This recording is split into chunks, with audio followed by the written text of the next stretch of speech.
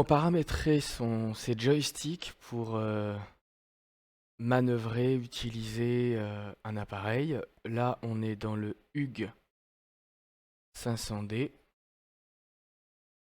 qui est très joli de l'extérieur, un peu moins de l'intérieur, parce que la résolution du cockpit serait bonne à être mise à jour.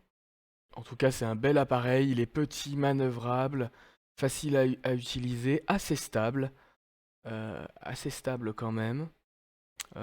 Et donc on va voir d'abord le minimum pour manœuvrer l'appareil, parce que tous les boutons on peut le faire avec la souris.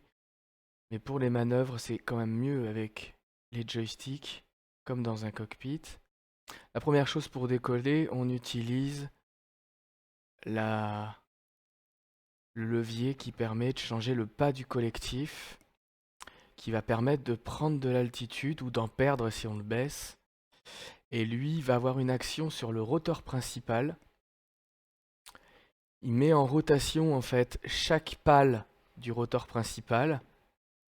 Et avec la vitesse de rotation, ça va créer un frottement sur l'air qui va créer une force qui va compenser, non seulement compenser la gravité, la force de gravité, mais qui va en plus créer une force qui va faire monter l'appareil lorsque c'est suffisamment tiré. Donc là, on voit bien que le mouvement se fait. En fait, nous, on agit sur le centre là. Il monte quand on le tire vers le haut et il descend quand on le baisse. Et en montant, en fait, il est relié aux différentes pales pour pouvoir faire ce mouvement et il va les faire pencher. Pour paramétrer le collectif à gauche, changer le pas du collectif, donc lever et descendre le bras. On va prendre le joystick des gaz et on va modifier l'axe principal, le plus grand mouvement. C'est vraiment une commande essentielle qui va permettre, donc moi c'est la numéro 4, ce mouvement de collectif qui s'appelle collective dans X-Plane en anglais. Ok. Et là on a donc un mouvement. Alors moi du coup, vous voyez normalement quand je suis comme ça je devrais être en bas et quand je suis comme ça je devrais être en haut. Et du coup il est inversé. Donc je retourne dans le paramétrage et là je vais cocher le reverse axis. Et à ce moment-là je vais avoir mon collectif qui est désormais dans le bon sens. Après, il y a la sensibilité en fonction de la précision que vous voulez. Voilà, vous pouvez en fait aller dans Ajouter une courbe de réponse et on peut mettre ce qu'on veut. Par exemple, si vous voulez jamais avoir votre collectif à fond, bah, vous mettez le maximum plus bas que 100% et du coup, bah, vous aurez, ça sera impossible d'atteindre les 100% même avec le collectif levé au maximum. Donc là, voilà ce qu'on peut faire. Et puis après, bon, on peut faire d'autres points sur la courbe, hein. On peut écraser la courbe. Euh, touc. Voilà. Là, je peux faire plus, par exemple. Je peux en faire un là et puis un là, par exemple. Si je le souhaite, par exemple. Alors, je peux faire quelque chose. On varie comme on veut. Et en fonction de ce qu'on met, eh ben, on va avoir un mouvement qui va être lent au départ, là, et puis après qui va d'un coup vers le haut, parce qu'on lui a mis une courbe qui correspond à ça. On peut faire quelque chose de très progressif très longtemps, et quand on arrive à la fin, il se lève d'un coup. Bon, voilà. On a différentes possibilités. Moi,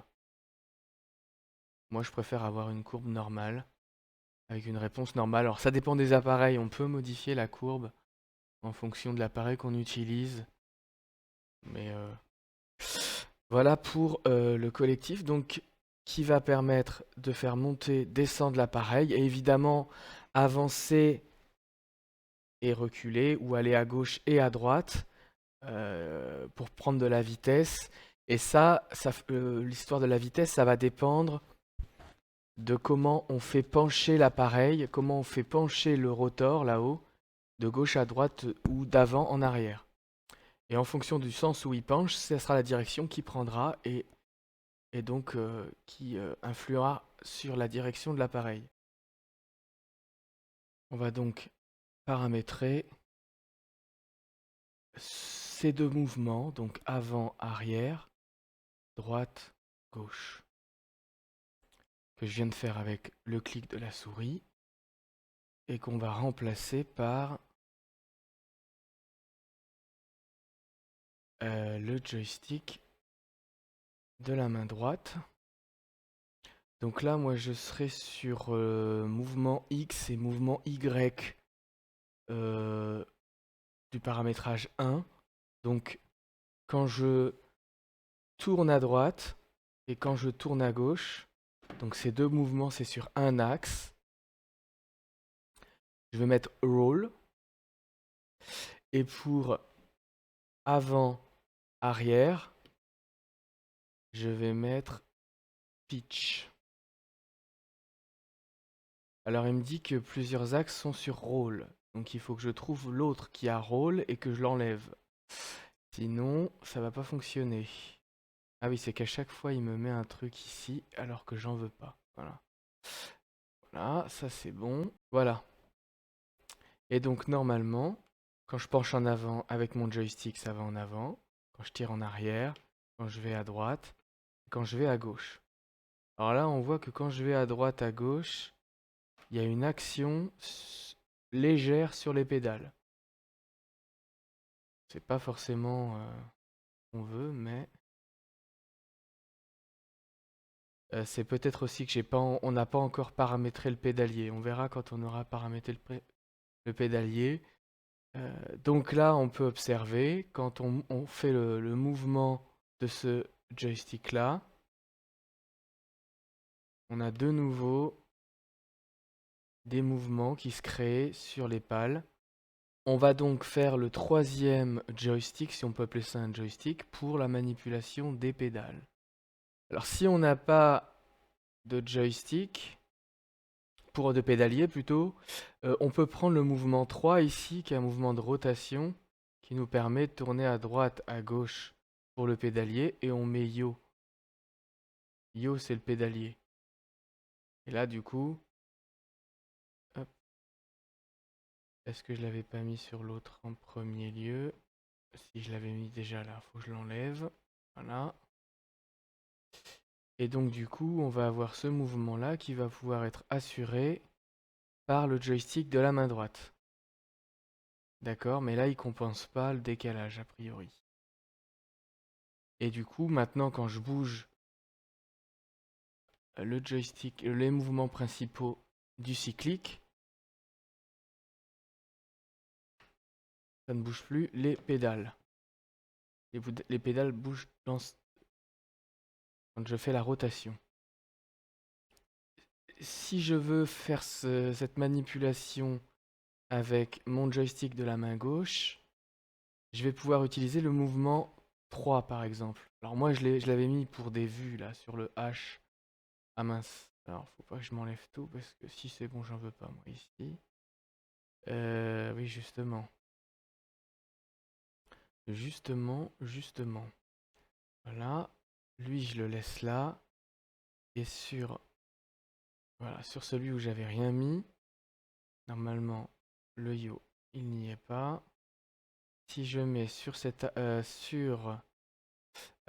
axe-là, le 3, si je mets Yo, je vais pouvoir manipuler les pédales avec la main gauche. Bon, c'est pas très pratique, mais en tout cas, c'est là. Et on voit qu'il y a un écart qui n'est pas compensé là. Quand on met les pédales, je ne sais pas vraiment pourquoi ça fait ça, mais quand on utilise le pédalier, donc le pédalier, il est là, moi il se situe dans Autre commande, je mets le Yo,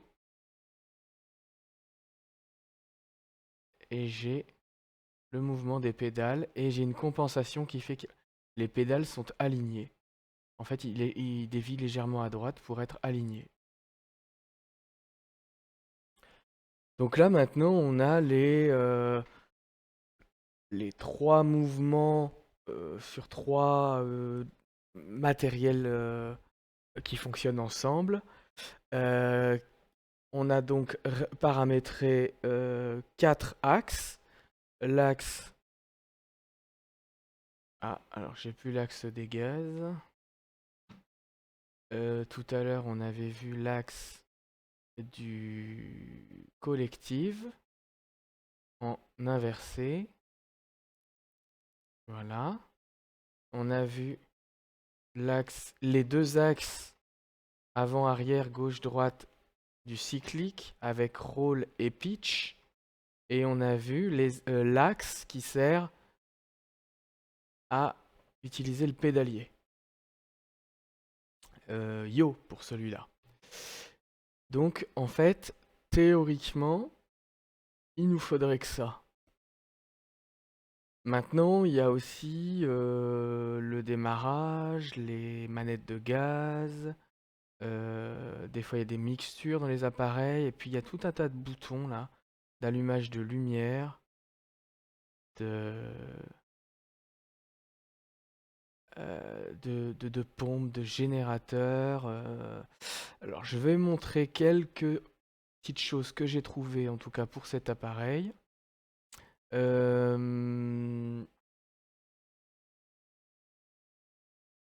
Donc oui, je sais plus si je l'avais montré, mais pour le pédalier, ce qu'on manipule, ça j'en ai pas parlé.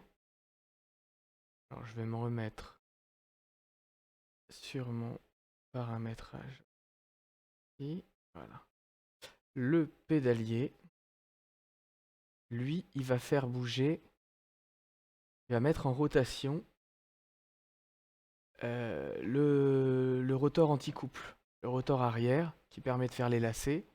Donc en fait, on fait bouger un vérin ici qui va mettre en rotation les 2 pales du rotor anti-couple. Et c'est ça qui va permettre de faire des rotations. Son rôle principal à l'origine, c'est pour éviter que l'hélico fasse des mouvements en toupie et tourne comme une toupie sans arrêt. Donc ça le stabilise et ça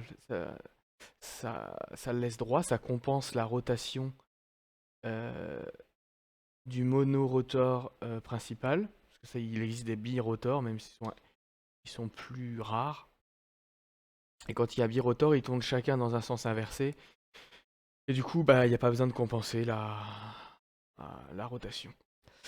Et donc après, on peut paramétrer. Donc là, je vais me remettre sur mon profil, user profile, où il n'y a presque rien. Et on va pouvoir paramétrer différentes touches. Par exemple, l'une des premières choses qu'on fait quand on démarre un appareil, c'est allumer la batterie. Alors sur cet appareil-là, si on n'utilise pas la souris pour cliquer sur ce bouton, pour le monter vers le haut, et ben en fait, on ne le voit pas bouger. C'est le seul raccourci de cet appareil qui ne simule pas le mouvement du bouton. Et donc là, il va falloir choisir un des boutons d'un des joysticks pour enclencher ce que vous voulez. Par exemple, moi je vais prendre le numéro 20. Et sur le numéro... Ah d'ailleurs, il y en a un qui est déjà là, on va le virer. On va lui mettre rien. Hein. Sur le numéro 20, on va mettre batterie. Alors moi j'ai le logiciel en français. Hein. Et on va mettre par exemple batterie 1 on-off. Bon, il n'y en a qu'une sur cet appareil, mais si on en avait 2, il faudrait aussi faire la batterie 2 avec un autre bouton ou bien faire les 2 batteries en même temps. Donc là, batterie 1, appliquée, OK. Du coup, quand je vais appuyer sur batterie, tout s'allume, sauf que le bouton batterie bouge pas.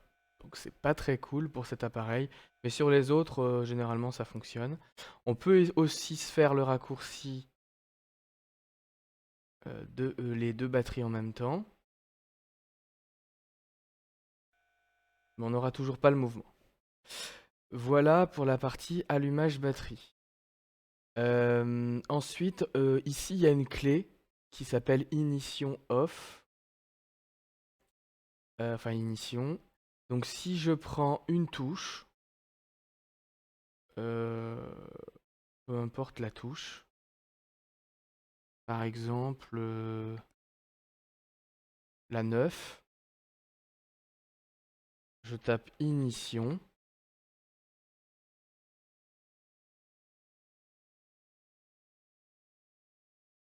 Alors il faudra deux touches parce qu'il y aura ignition on et ignition off, il me semble.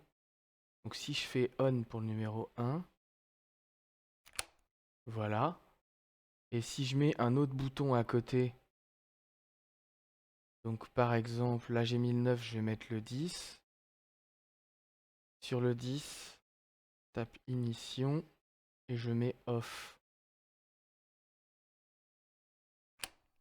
Voilà, donc là j'ai on-off pour la clé. Et puis après, il y a tout le reste. Par exemple, si je tape, on va prendre le 11. Si je tape feu, je vais pouvoir trouver les feux de navigation. Je peux mettre on-off. Et donc là, j'ai les feux de navigation qui s'appellent Position Light en anglais. Position Light. Et je vais mettre sur... Alors moi, je vais les changer parce que je ne vais pas forcément garder toutes ces raccourcis. Alors, feux de roulage, je crois qu'ils sont pas accessibles sur cet appareil. Ouais, c'est bien ce qui me semblait. Donc sur celui-là, on les aura pas. On a les feux rotatifs. Donc eux, ça sera les feux anti-collision.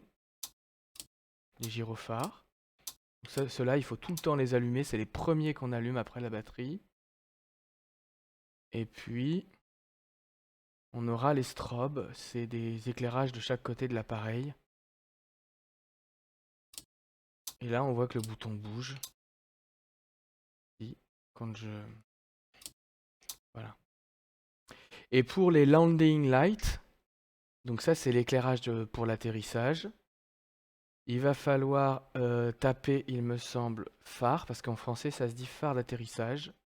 Et là on a phare d'atterrissage on-off. Appliquer, OK. Et donc là, je peux manipuler phare d'atterrissage. Après, vous avez les boutons d'allumage de l'électricité avec le générateur. Donc on peut taper par exemple, je me rappelle plus comment j'avais fait.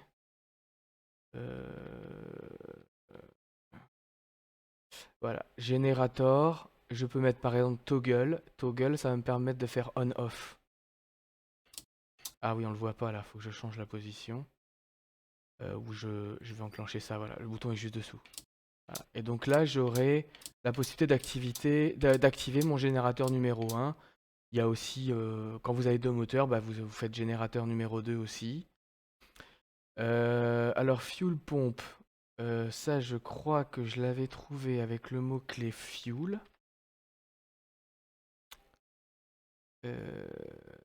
Voilà, pompe à fuel on-off. Et là, si j'appuie dessus, ça m'active pompe à fuel on-off. Ensuite, il y a pilot heating, chauffage pilote. Bon, dans un simulateur, on n'a pas la 4D, on simule pas la température. Mais si vous voulez prendre les réflexes de pilote comme dans la vraie vie, heat, ça veut dire chauffage. Je sais pas si on l'a en anglais. Ah, il le traduit. Donc là, on a réchauffé. Alors ça, c'est le carburant. Nous, c'est pilote. Donc là, on a pilote on-off. Je sais pas si ça va marcher avec celui-là. Bon, on va essayer. Et si ça marche, voilà. Pilote on-off, j'ai pris le gauche, je sais pas si le droit ça ferait la même chose. Dans ce truc-là, il n'y en a qu'un seul, mais sur deux appareils, bah, il ferait la différence entre la gauche et la droite. Donc là, j'ai pratiquement vu tous les raccourcis. Il y en a d'autres. On a en fait l'ouverture de la vanne de fuel. Même pas, ça c'est la mixture, donc c'est l'ouverture du mélange carburant-oxygène. Donc ça c'est la mixture. Alors moi, la mixture, je l'ai mis sur l'axe numéro 2. Et du coup, moi, je le veux inverser. Et je mets ici mixture. Et quand je mets mixture, ça me permet de manipuler celui-là. Il faut qu'il soit enfoncé quand on veut fonctionner. Et quand on veut couper, éteindre, il faut qu'il soit tiré. On a aussi ici des choses qui sont assez importantes. Alors, on a une bague de sécurité qu'on enlèvera en tournant ça. Donc, il faudra créer le raccourci et la bague, voilà, la bague descendra. Et par contre, j'ai pas trouvé pour le remettre, donc il n'y a pas de raccourci. Il faudra cliquer dessus pour le remettre. On s'en sert pas pendant le vol de toute façon, donc c'est pas grave. Donc, pour faire bouger cet axe-là, c'est la manette de gaz qu'on appelle en anglais throttle. Donc throttle, on va aller donc sur un axe de gaz. Moi j'ai choisi l'axe 2 et on va lui mettre throttle. Ok. Et avec le throttle, on va pouvoir faire tourner cette bague sur un axe du joystick. Voilà. Ensuite, on a le starter. Ça, c'est le truc qu'il faut garder appuyé tout en vérifiant les compteurs pour pas surchauffer l'appareil et savoir à quel moment on peut le relâcher. En fait, il faut appuyer dessus, mettre un petit peu, enfin débloquer la bague, rester appuyé dessus jusqu'à temps d'être dans le vert sur le tot. Et quand on est dans le vert sur le tot, on peut relâcher le starter et ça veut dire qu'il est prêt à démarrer. On a un peu de gaz, on a un peu de fuel et tout va bien. À condition d'avoir évidemment ça enfoncé, le mélange carburant, sinon ça va pas fonctionner. Donc start, le start c'est le starter.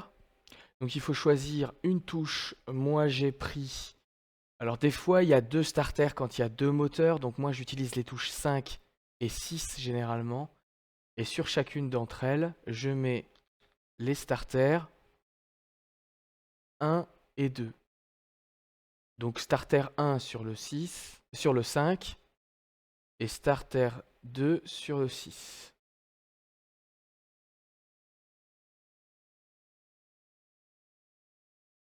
Ça me permet d'appuyer sur ce bouton-là. Bon, là, il n'y a pas de batterie, il n'y a pas de fuel, il n'y a rien, il ne va jamais démarrer.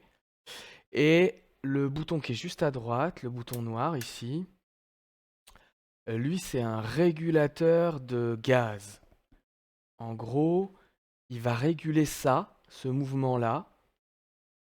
Donc la manette de gaz, le throttle, il va le régler automatiquement en fonction de l'énergie qu'on demande. L'énergie est proportionnelle au pas du collectif. Plus on va monter, plus on va forcer sur le rotor, plus il va falloir de gaz pour qu'il continue d'avoir 100% de tours minute, de RPM.